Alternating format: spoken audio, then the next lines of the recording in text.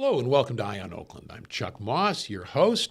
We have a great show. We have a great guest, Nicole Lawson, who is President and CEO of Orchards Children's Services. Welcome to the show. Thanks, Chuck. Great to be here. Glad to have you. Well, let's start. What is Orchards Children's Services? We are a child welfare organization, which essentially, when you boil it down, means we serve kids and families in our broader community and actually throughout the entire state. So the easiest way to kind of explain it is, I think we're all familiar with child protective services, or if you think a child is being abused or neglected, you can reach out. And the state will do an investigation. And a lot of times they go into the home, and sometimes the situation is such that for their safety, the children need to be removed, and they go into foster care. At Orchards Children's Services, we license foster homes, we work with foster families, we certainly make sure that the children are safe and doing okay, and we work really hard to reunify them back to their family of origin if we can. Okay, so now you're involved with families. You work with the the probate court. I used to, years and years ago when I was, I'm also an attorney, I did probate appointments, and I dealt a lot with juvenile and family stuff. But that was 40 years ago, so it was a while ago, but still familiar with it. So you work with the courts or through the courts, or you're an agency or you're an individual nonprofit? How does that work? Yep, so we're an individual nonprofit, but we contract through the state. And so part of those services, we do go to court, we testify in court, we work very closely with the courts, not only in our foster care, but also with our prevention and adoption services. So if I go back to, you call CPS, they do the investigation. Sometimes it's such that the family's clearly struggling, but the child's not unsafe. And so we send prevention workers in because we know kids do better when they can stay in their family of origin. But back to your question about the courts, we also do have individual contracts with like the Oakland County Circuit Court here for youth that are involved in the juvenile justice system. We take our very pragmatic approach to how to help a family interact, to how to connect a family to community resources, and we work again to keep the kids in their home so that they don't have to go to a residential facility, and that their parents have the support they need to support that youth in their home. Well, now what area do you serve? Well, we have contracts with the state that take us to every county throughout the state of Michigan. Get out of here. Now, come on. You go to the UP, you're all over? Yes, we are. So for all of our adoption resource coordination, where we're working really hard to find forever homes and families and roots for kids throughout the state, we are in every county throughout the state. We are located, or most of our services, by our 5 service locations. So we have our main offices in Southfield, we have offices in Sterling Heights, Flint, Ann Arbor, and Detroit as well. So you're by no means just Oakland County? No, we are not. All right. Now, I notice one thing you mentioned is family preservation, which sounds, the idea of keeping families together. What is family preservation? What is that? It is the exact, you just summed it up, keeping families together. So when families struggle, it's never just one thing. It's usually a different layer of things. And so, if you can imagine you're perhaps working 2 jobs, sometimes 3, and still having to decide, can I pay my heat bill or my grocery bill? You don't always have the same level of patience with your child or children that you would want to have. You're not always, home and present with your children in the way you might want to be. And unfortunately, sometimes that leads then to allegations of abuse or neglect. And, Child Protective Services comes in. And again, they identify that this family isn't abusing or neglecting this child, but they need help and they need to learn how to interact differently. And a lot of times, the parents' poverty, unfortunately, seems to be generational.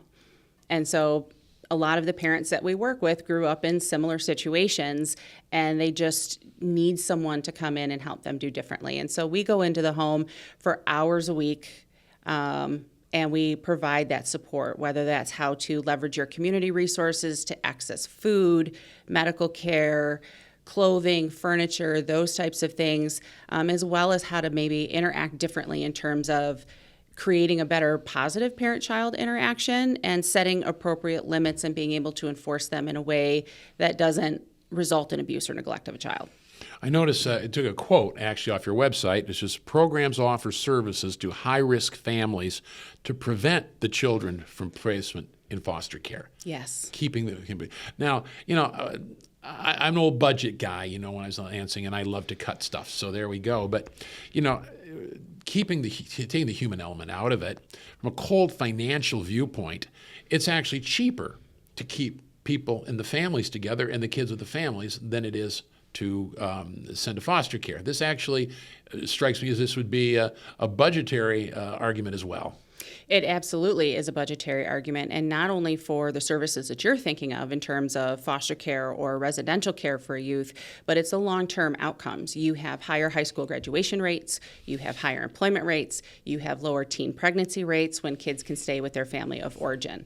And some of the more recent studies coming out of the National Association for Nonprofits actually shows that for every dollar invested in prevention services, there's about $100 ROI in long-term savings. So it absolutely is a good budgetary investment.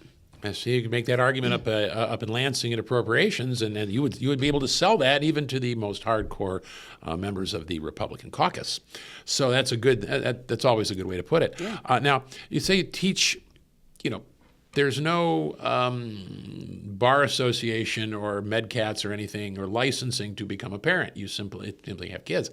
There's no bar that you have to show a certain level of skills. You have kids. So that doesn't mean that the parents have the skills necessary. I mean, when we had our kids, I didn't know what they could do for a lot of things.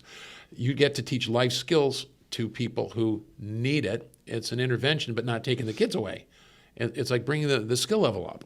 Exactly. Yep. You summed that up perfectly. Gee, I ought to get a job here. So hey, we're hiring. Come on in. My father was in marketing for Dow Chemical, so what can I say? In fact, we have a very good friend, my dad's, who was the model for the Scrubby Bubbles. That's one of my claim to fames. So now, if anyone, you deal with substance abuse as well. It's not just the family placement. What else it's anything to do with families that are having problems in Yes. stress? Yep. So substance abuse, poverty, unemployment, you name it, we see it, and we're always here to help. So one of the things that we did about 2 years ago, again, noticing just a gap in services in the community, is we launched an outpatient behavioral health clinic. So that is available to the broader community. You don't have to be involved with the state. You don't have to have a call to CPS.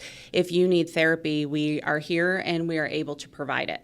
One of the really, I think, good things about our therapy unit is because we're coming out of the child welfare space and because a lot of what we do is dealing with trauma and traumatic experiences. Yeah. Our therapists specialize in treating people who have experienced one or multiple traumatic experiences and are highly trained in evidence-based interventions to help people work through that. Yeah, well, okay, now I hate to use this term, but full service. Yes. You basically, anything, if your family is having problems and dealing with the children, whatever, you're someone to look for help, and not just, if the cops come in and say you got to do this, but you could just call if you feel you need help, right? Yes. Yep. And we can step in, we can help. I like to refer to us as we fill the gaps because the state can contract with us for certain things, but there's just some things that a state contract isn't going to be able to do or that the government can't fill in. And that's where I think the beauty of a public-private partnership comes into play, because we can use all of the philanthropic dollars to fill the gaps that the government or the state can't. Public-private partnerships. I remember those. Yes. I remember that. Yeah, that's great. Now, as far as, if anybody is, say, watching the show and thinks, we could use a hand, we could use a help for something, and, how do they call you? How would they contact you? So orchards.org is our website. Okay, orchards as in like an orchard, orchards.org. Yes, ORCHARDS.org. And we'll put that up on the screen. Absolutely. Or they could call our main office in Southfield, which is 248-258-0440. And we'll put those numbers up, and we'll put them up before the end of the show as well. So, and it's always better to contact if you think you have an issue before it gets even worse and out of hand. Absolutely. The earlier we can intervene, the easier it's going to be on the person who needs help, and the quicker you're going to see results. That's good. Now, you also work with people with substance abuse. Yeah, so we absolutely address substance abuse issues. So I want to just be careful that we don't have like a residential or a detox type provider. We can make those referrals throughout the community, but we absolutely work with people who have substance abuse issues. So you could, if necessary, be, I hate to use the word gateway, I mean to misuse that term, but if portal or whatever, if someone has an issue in the family with substance abuse, and call you and you can get them to somebody who can help. Yep, we can help them navigate the system a little bit. Well, good. Navigating systems can often be a problem. So I also mention education and job readiness. What's that? So we have a certain set of youth who unfortunately don't, for whatever reason, maybe they don't find a home that they feel is a good fit for themselves. Maybe they came into foster care a little later in their life, in their teen years, and don't want to be adopted. And the state will support them voluntarily through the age of 19. And so we get them ready to be adults. And we provide that safety net and those parenting services that they just haven't had and they haven't experienced. And so one of the things that we have at Orchards that we're really, really proud of is called our Promise Scholarship. And that's for youth that would otherwise kind of age out of the system, would no longer have systemic support. And our promise to them is that they can graduate college with no debt.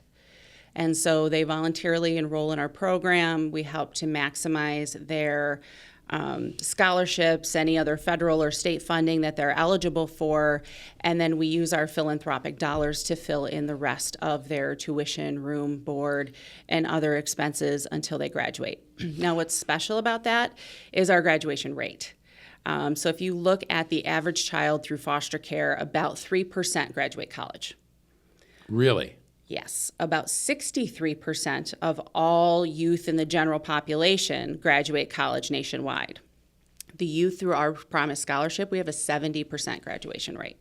70%? Yes. And besides college, you also do like trades and things like that for people who might not be scholars? Absolutely. Trade school, community college, certainly with the governor's passing of the community college and that forgiveness, that's helped. So we can help those youth in other ways. So we capitalize on all of those resources. But anybody who wants to do anything post-high school to ready themselves for job and general adulthood, we're there to help that subset of kids. That's the idea of getting not just simply dealing with the family, but dealing as the time goes by, getting people right to the job. Well, we're going to take a break here because we're going to run out of time for. We'll be right back. We're going to take a break. We'll come right back. We're talking with Nicole Lawson, President and CEO of Orchards Children's Services. And if you either think you have a problem, want to call, we will have the numbers and the website up for you. I'm Chuck Moss. Don't go away. We'll be right back here on Eye on Oakland.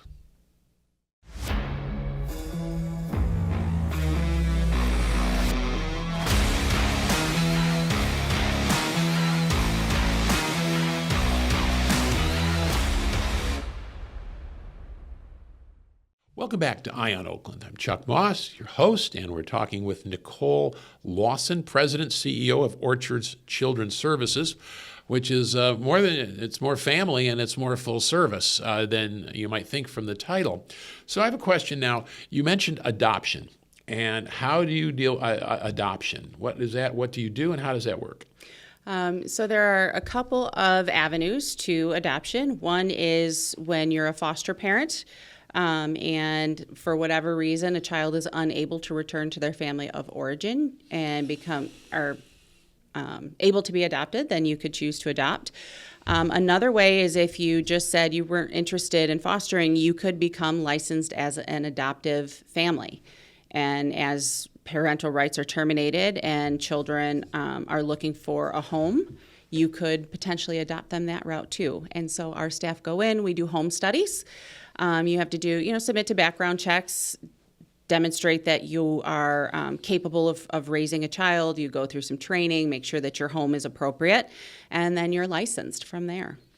Well, adoption is, obviously the best possible avenue if poor kids need a home, is to give them a home.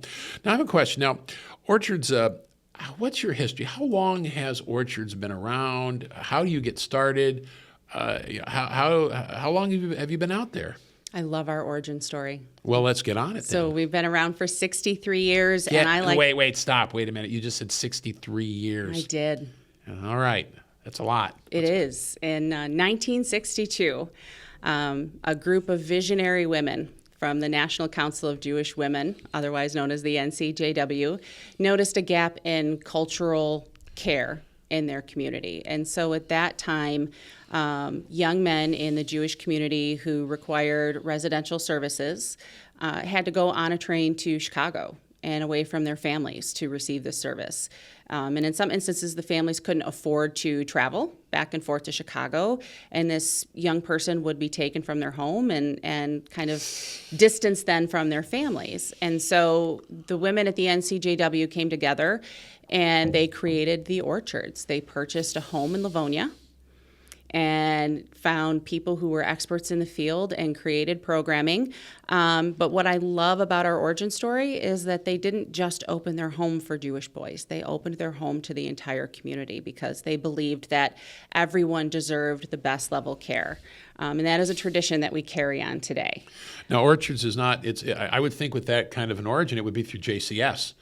But Jewish Community Services, but you're not. It's standalone. It is a standalone, yes. Eventually, if you fast forward a little through our history, they opened a home for girls as well.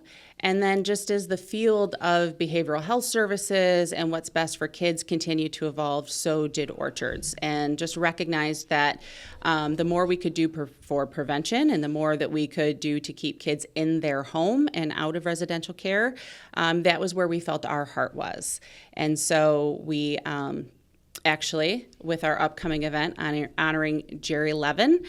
Jerry was a CEO at Orchards, and he was the one who kind of helped us pivot from true kind of grassroots nonprofit into more government contracting, and found that as a way to make us more fiscally sustainable, working with the state while fulfilling our mission.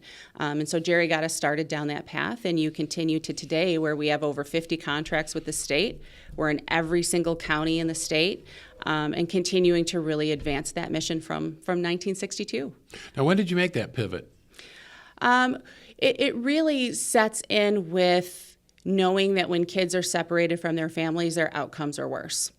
So I say that with saying that there is a place in the full continuum of youth care. So residential services at times are absolutely necessary. It just is a better fit, I think, for Orchards that we work really hard to keep kids in a family, whether it's their family of origin, whether it's with a kinship, so a relative kind of a caregiver or someone well known to that child, but in their community and in their home. The outcomes are better. We know kids do better. Well, keeping the family together, I mean, that sounds to me like, engrave that in marble and put that up. That sounds like the best thing to be doing. I find that to be absolutely admirable. Now, as far as what time, you said you made a pivot. You were originally just kind of, as you said, grassroots. When did you make that? Like in the 80s or the 90s or 1962? No, that would, more into the 90s that we started kind of making that pivot, and then growing, through the last 20, 25 years or so to really growing and capitalizing on that. Now, I have a question now. I know you're big. How many employees do you have? How big are you? So in addition to our 5 offices, we have about 340 employees on staff at any given time. That's impressive. And we serve 10,000 children throughout the entire state. 10,000 children. Yes. I've got to watch my language here. I just say, get out of here. That and I had no knowledge of Orchards, which is bizarre, but now we do. I have a question too. How did you get into doing this kind of? I mean, you could do anything. You could be working. You could be working at anywhere. You could be working for the Red Wings, helping them maybe get the Stanley Cup. What? Not this year. How did you come to this? What's your personal journey? How did you come to this? So my own origin story, so to speak. Origin story. As a young therapist right out of college, I had... Where'd you go to college? I went to Siena Heights University and got my master's in counseling psychology. My mother spent her first year in college at Siena Heights. So I know about Siena Heights. Yes. Then she transferred to another school. It's a nice school. It's really good. People go there like it. It's called, they call it the University of Michigan. I've heard of it. Oh. Yes, I went to the other place.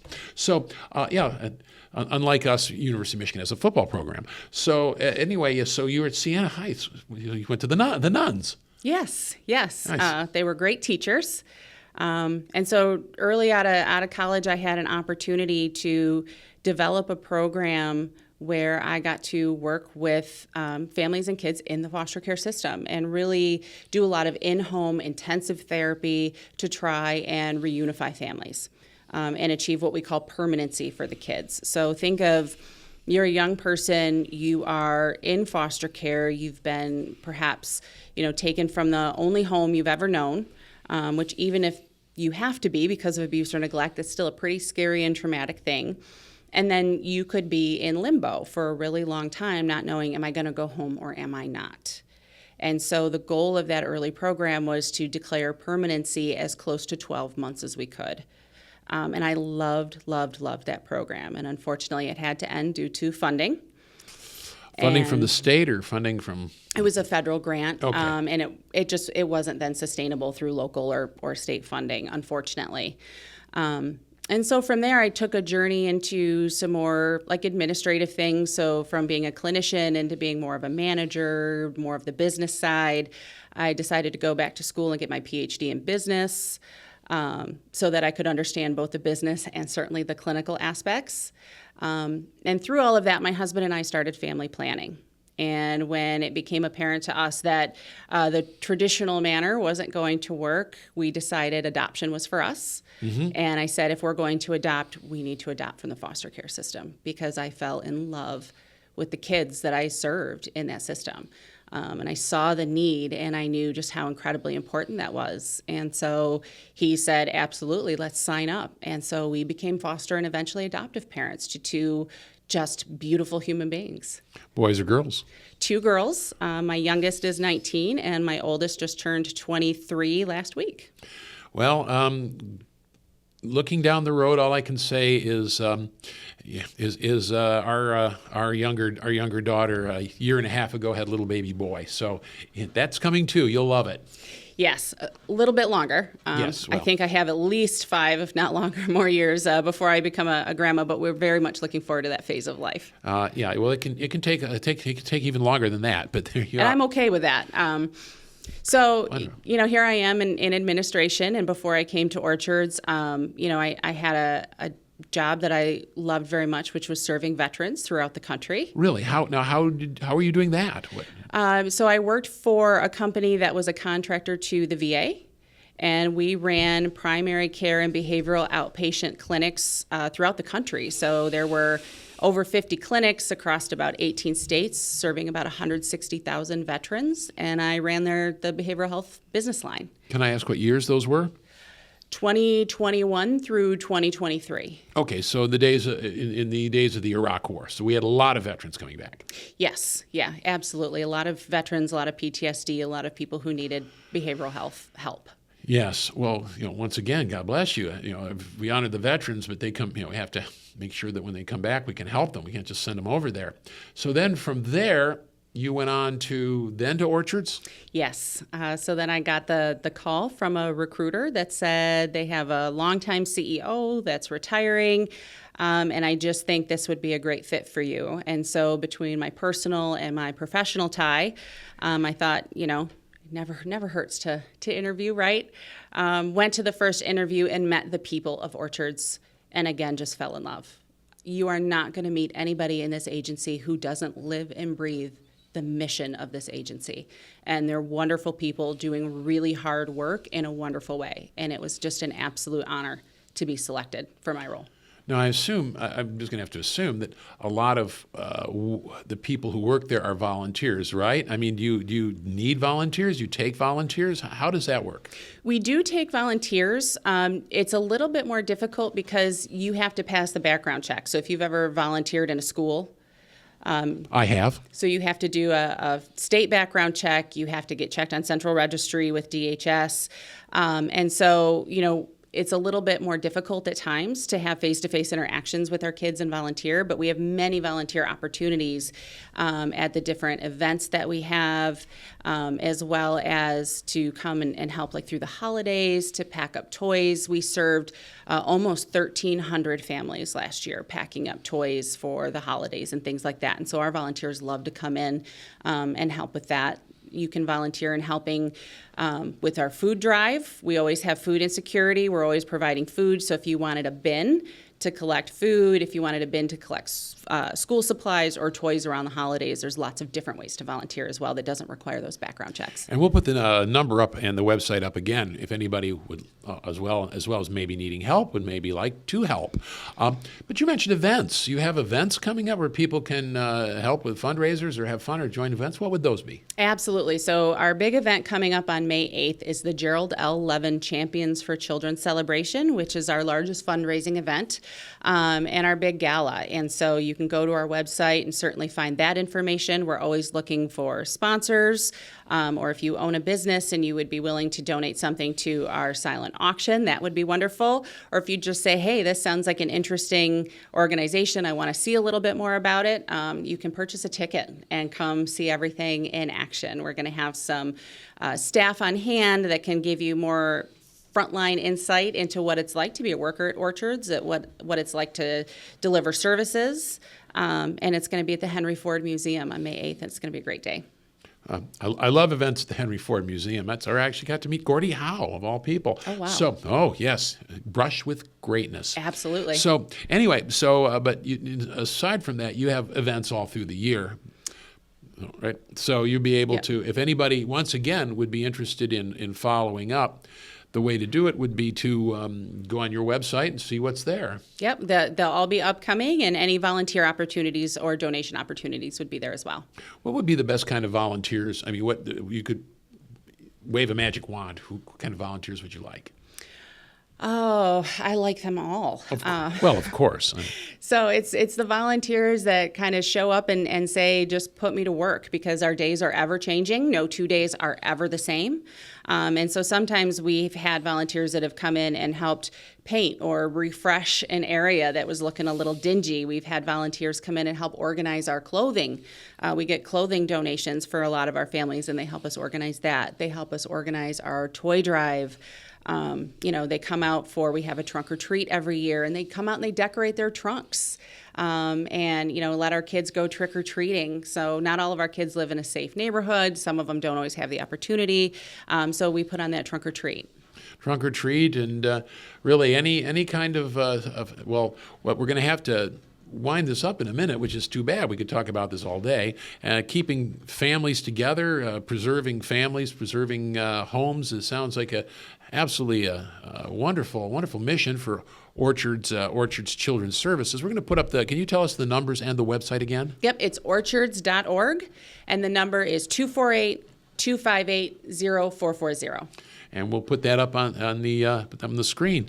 If you think you might need some help, or you want to help yourself, that would be a good place to start. Well, we're going to have to call it quits here, which is too bad. We've enjoyed having Nicole Lawson, President, CEO of Orchards Children's Services. Thank you for being on the show. Thanks, Chuck. I appreciate the opportunity. And thank you for joining us here on Eye on Oakland.